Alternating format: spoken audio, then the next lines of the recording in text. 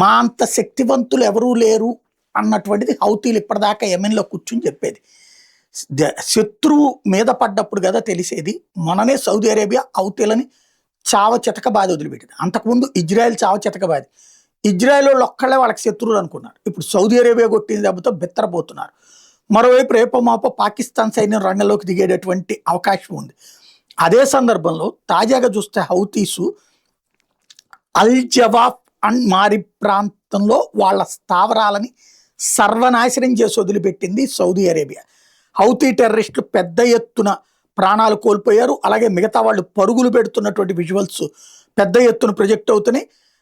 మా అంతటా శక్తివంతులు ఎవరూ లేరు అన్నటువంటి వాళ్ళు పరుగులు తీసినటువంటిది కాస్త ఇప్పుడు ఇప్పటిదాకా కూడా ఏదైతే బాబ్ ఎల్ మామ్దాబ్ సంబంధించినటువంటి జలసంధిని అడ్డుకున్నాము, ఆ ప్రాంతంలో ఉన్నటువంటి షిప్పులన్నిటి కూడా ఆపేశాము అని చెప్తుంటే కరెక్టే. అదే ఎందుకు షిప్పులు భయపడి ఆగినాయి కాబట్టి వీళ్ళు మా శక్తి అనుకుంటున్నారు. బట్ వీళ్ళ మీదకి వచ్చి కొడితే ఏమవుతుందో ఇప్పుడు చూస్తున్నారు.